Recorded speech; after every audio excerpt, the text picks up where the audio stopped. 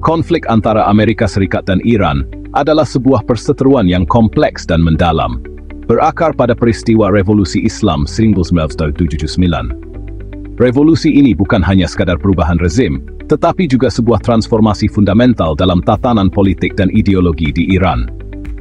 Revolusi tersebut menggulingkan Shah Muhammad Reza Pahlavi, seorang pemimpin yang dipandang sebagai sekutu setia Amerika Serikat di kawasan Timur Tengah. Shah berkuasa dengan dukungan kuat dari AS, namun pemerintahannya dianggap otoriter dan korup oleh banyak rakyat Iran. Kejatuhan Shah menandai perubahan drastis dalam hubungan kedua negara, mengubahnya dari kemitraan strategis menjadi permusuhan abadi yang penuh ketidakpercayaan dan antagonisme. Hubungan diplomatik yang dulunya hangat berubah menjadi dingin dan penuh prasangka. Sejak saat itu, Washington secara konsisten melihat Teheran sebagai sumber ancaman yang potensial terhadap kepentingan AS dan stabilitas regional. Kekhawatiran ini meliputi dukungan Iran terhadap kelompok-kelompok militan, program nuklirnya, dan ambisinya untuk memperluas pengaruh di Timur Tengah. Sementara itu, dari sudut pandang Iran, Amerika Serikat dipandang sebagai simbol imperialisme dan campur tangan asing yang harus dilawan dengan segala cara. Narasi ini telah menjadi bagian integral dari identitas nasional Iran dan landasan bagi kebijakan luar negerinya. Ketegangan antara kedua negara terus mengalami pasang surut, menciptakan lanskap geopolitik yang dinamis dan tidak dapat diprediksi. Ada momen-momen ketika harapan untuk dialog dan deeskalasi muncul, seperti saat tercapainya kesepakatan nuklir JCPOA pada tahun 2016. Kesepakatan ini memberikan secercah harapan untuk solusi damai dan integrasi kembali Iran ke dalam komunitas internasional. Namun harapan itu pupus ketika Amerika Serikat secara sepihak keluar dari perjanjian tersebut pada tahun 2018 di bawah pemerintahan Presiden Trump. Keputusan ini mengirimkan gelombang kejutan ke seluruh dunia dan memicu kembali ketegangan. Sanksi ekonomi yang diberlakukan kembali oleh AS mencekik ekonomi Iran, menyebabkan krisis mata uang, inflasi yang meroket, dan kesulitan ekonomi yang meluas. Hal ini memicu eskalasi lebih lanjut di kawasan, dengan potensi konsekuensi yang mengerikan. Konflik ini kini telah melibatkan banyak pemain dengan agenda dan kepentingan masing-masing, menjadikannya semakin kompleks dan sulit untuk diurai. Persaingan regional dan perebutan pengaruh memperburuk situasi yang sudah tegang. Termasuk sekutu-sekutu Amerika Serikat di kawasan, seperti Israel dan Arab Saudi, yang memiliki kepentingan keamanan dan strategis yang signifikan dalam menahan pengaruh Iran. Di sisi lain, Iran memiliki jaringan proksi yang luas di seluruh Timur Tengah, termasuk kelompok-kelompok seperti Hezbollah di Lebanon, milisi-milisi di Irak dan Suriah, serta kelompok Houthi di Yaman. Setiap langkah yang diambil oleh Washington atau Teheran menciptakan riak di seluruh dunia, memengaruhi pasar keuangan, harga energi, dan stabilitas politik global. Konflik ini memiliki dampak yang luas dan mendalam. Untuk benar-benar memahami konflik ini, kita perlu membongkar lapisan-lapisan kepentingan politik, ekonomi, dan ideologi yang saling terkait dan membentuk dinamika persaingan ini. Mengapa Amerika Serikat terus memberikan tekanan maksimum pada Iran? Apa motif di balik strategi ini? Apa sebenarnya tujuan akhir Iran dengan program nuklirnya? Apakah itu semata-mata untuk tujuan damai, atau ada ambisi lain yang lebih besar? Siapa yang diuntungkan ketika harga minyak melonjak sebagai akibat dari ketegangan yang meningkat? Siapa yang paling terpukul? Ini adalah narasi yang kompleks tentang kekuasaan, minyak, harga diri nasional, dan pertarungan untuk membentuk masa depan Timur Tengah yang bergejolak. Dampaknya terasa jauh melampaui batas-batas geografis kedua negara yang terlibat langsung, menjangkau seluruh penjuru dunia.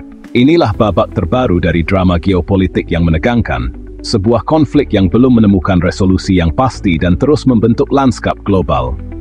Kepentingan utama AS di Timur Tengah sangat kompleks dan beragam, mencerminkan peran negara tersebut sebagai kekuatan global yang dominan.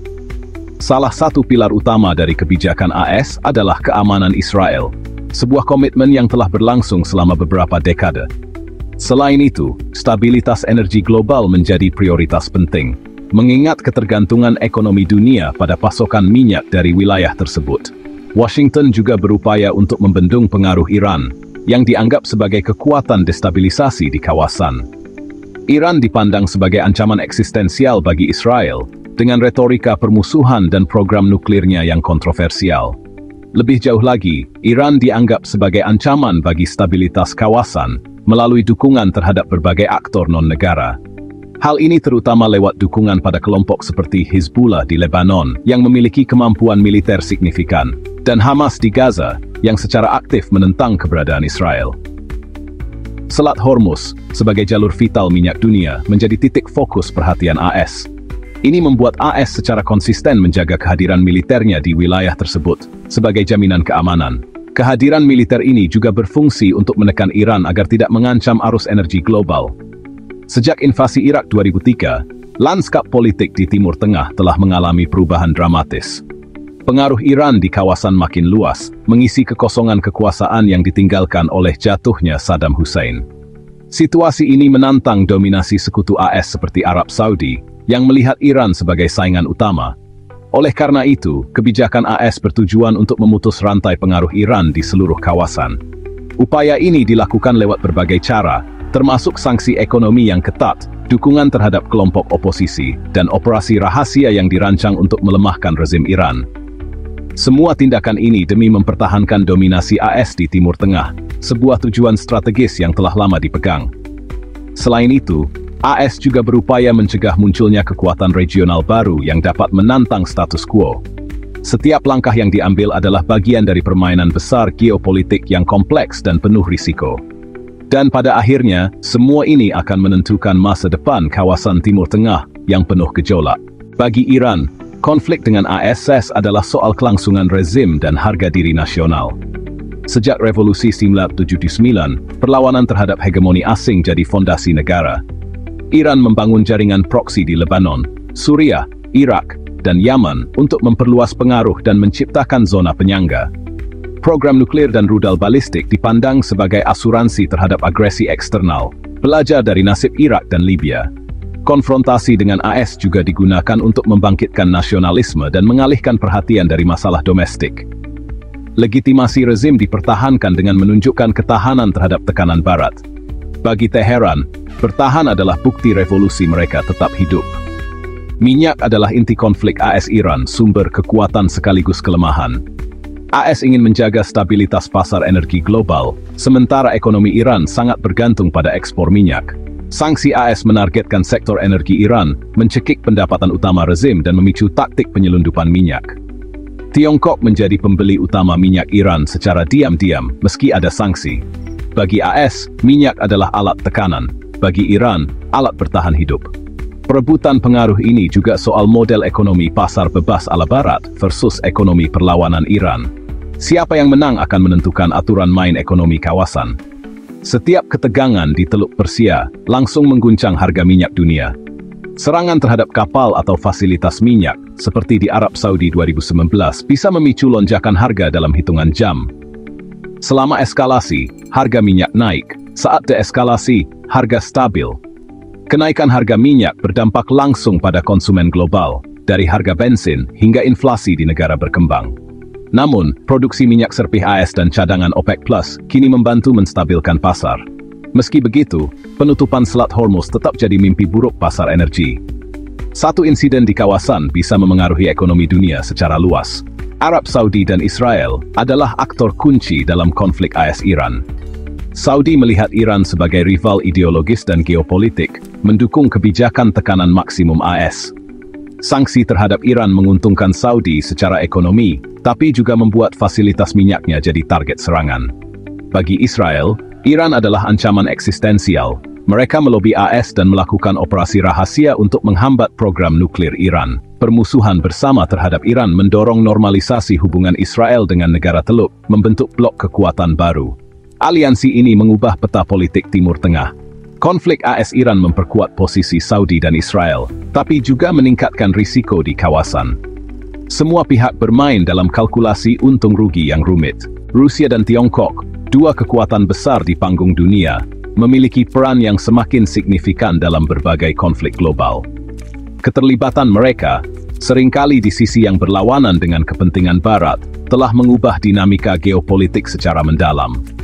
Mereka memainkan peran penting dalam konflik ini, tidak hanya sebagai pengamat, tetapi juga sebagai aktor aktif yang membentuk arah dan intensitas perseteruan.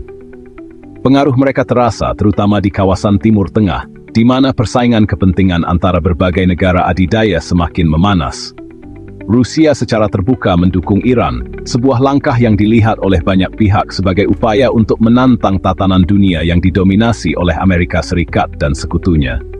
Dukungan ini tidak hanya bersifat politis, tetapi juga mencakup kerjasama militer dan ekonomi yang semakin erat.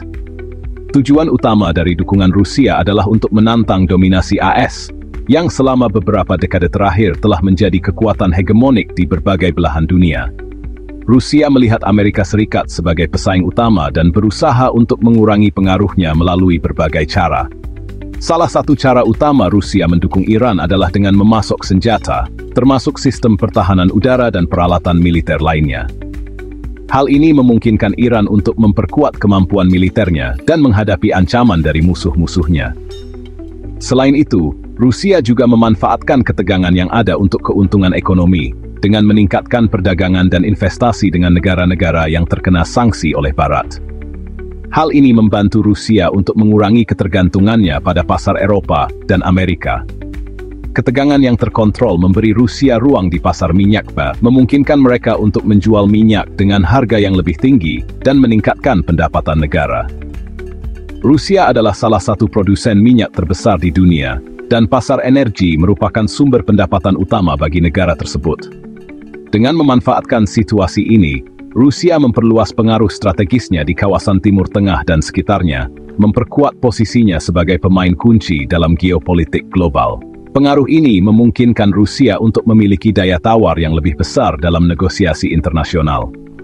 Sementara itu, Tiongkok, sebagai importir minyak terbesar di dunia, memiliki kepentingan yang berbeda namun saling terkait dalam konflik ini.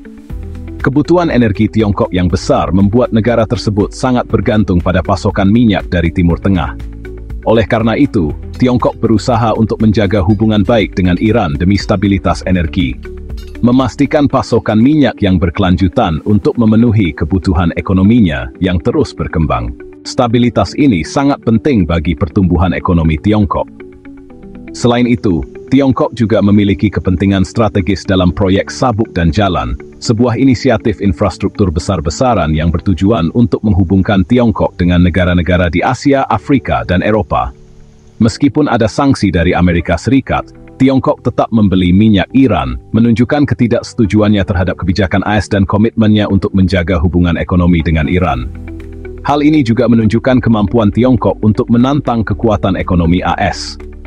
Tiongkok bahkan telah menandatangani perjanjian strategis jangka panjang dengan Iran yang mencakup kerjasama di berbagai bidang, termasuk energi, infrastruktur, dan keamanan. Perjanjian ini semakin memperkuat hubungan antara kedua negara. Namun, Beijing berhati-hati agar tidak memprovokasi AS secara langsung, karena Tiongkok juga memiliki kepentingan ekonomi yang signifikan dengan Amerika Serikat.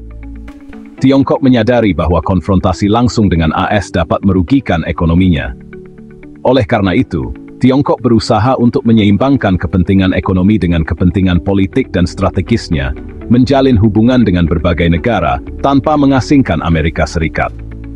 Keseimbangan ini sangat penting bagi stabilitas ekonomi Tiongkok. Keterlibatan Rusia dan Tiongkok dalam konflik global mencerminkan perubahan lanskap geopolitik dunia, di mana kekuatan-kekuatan baru muncul untuk menantang tatanan yang ada. Diplomasi dan negosiasi menjadi kunci dalam mengelola dinamika yang kompleks ini.